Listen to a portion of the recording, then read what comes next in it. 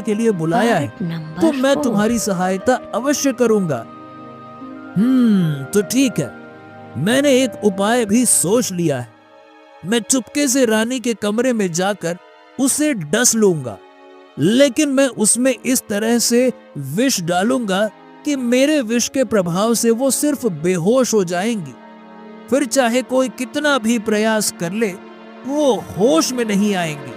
और हाँ, उन्हें होश में लाने का काम सिर्फ और सिर्फ तुम कर सकोगे। देखो, इसका इलाज बिल्कुल साधारण होगा। तुम राजा के बगीचे में से एक गुलाब का फूल तोड़कर उसे मसलकर रानी के माथे पर लगा देना।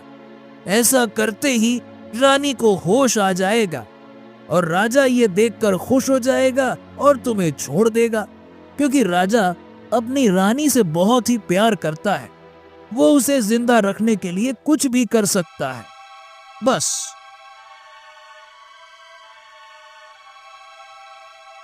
सांप पुरुषोत्तम से इतना कहकर जेल की कोठरी से निकलकर रानी के कक्ष में जा पहुंचा। अगले ही पल उसने रानी को डस लिया। रानी तुरंत उठ बैठी और चिल्लाने लगी। सांप खिड़की के रास्ते से बाहर निकल गया।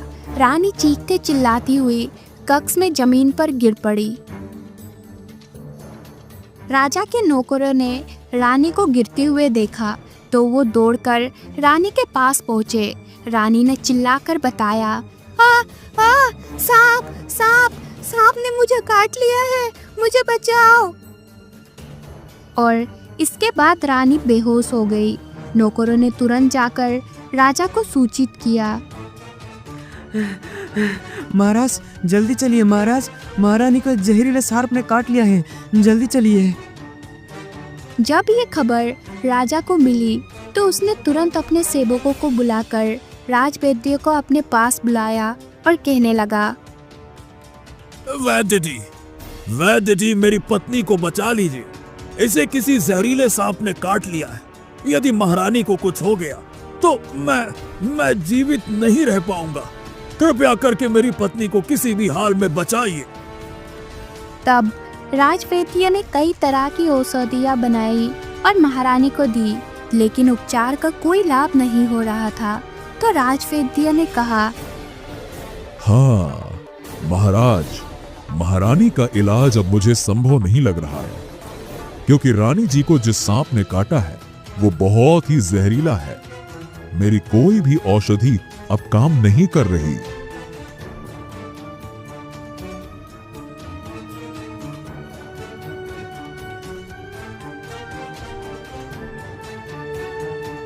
लेकिन आप निराश मत होइए, अभी समय है।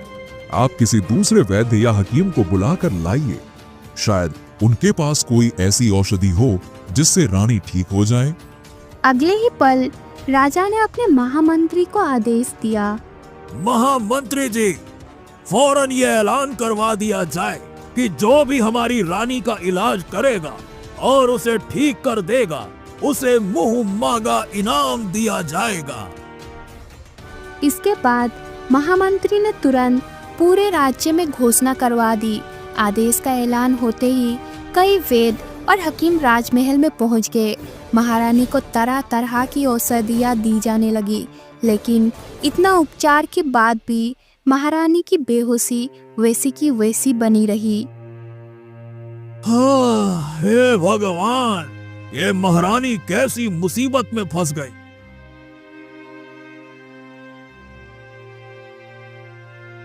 उधर जेल की कोठरी में बंद पुरुषोत्तम ने जब राजा के ऐलान के बारे में सुना तो उसने पहरेदार से कहा, ओ भाई, ओ मुझे रानी के पास ले चलो, मैं रानी जी को ठीक कर सकता हूँ। ठीक कर सकता हूँ? बड़े आए। अरे भाई, अच्छे अच्छे वैद्य और हकीम उन्हें ठीक ना कर सके, तुम जो एक हत्यारे हो, तुम कैसे ठीक कर दोगे? उल्टा मारने की नीयत से जा रहे हो क्या?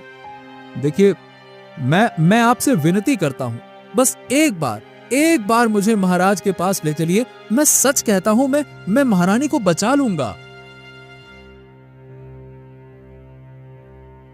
तब पहरेदार ने ये खबर राजा के पास पहुंचाई। राजा ने तुरंत पुरुषोत्तम को अपने पास बुलाया और कहने लगा, जल्दी से मेरी रानी का जहर उतार दो। अगर तुम ऐसा नहीं कर पाए तो मैं अभी के अभी तुम्हारा सिर कटवा दूंगा। जल्दी करो। ठीक है महाराज, मुझे मंजूर है। मैं अभी महारानी को ठीक करता हूं।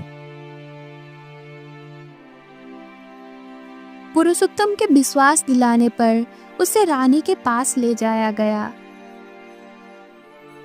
महाराज, सबसे पहले मैं आपके शाही बगीचे में जाना चाहता हूं। शाही बगीचे में जाकर पुरुषोत्तम ने वहां से एक गुलाब का फूल तोड़ा। फिर महल में वापस आकर उस फूल को मसल कर रानी के माथे पर लगा दिया। अगले ही पल महारानी बिस्तर से उठ खड़ी हुई। उनके बदन का नीलापन गायब हो गया और उनका चेहरा पहले की तरह चमकने लगा।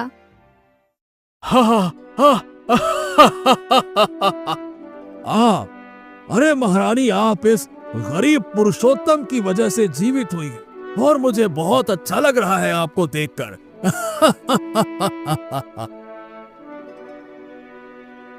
हाँ, तो भाई पुरुषोत्तम, अब बताओ तुम कौन हो और ये हार तुम्हारे पास कहां से आया? बताओ। तब पुरुषोत्तम ने राजा को शेर से हार मिलने से लेकर सुनार द्वारा उसे धोखा देने तक का पूरा किस्सा कह सुनाया।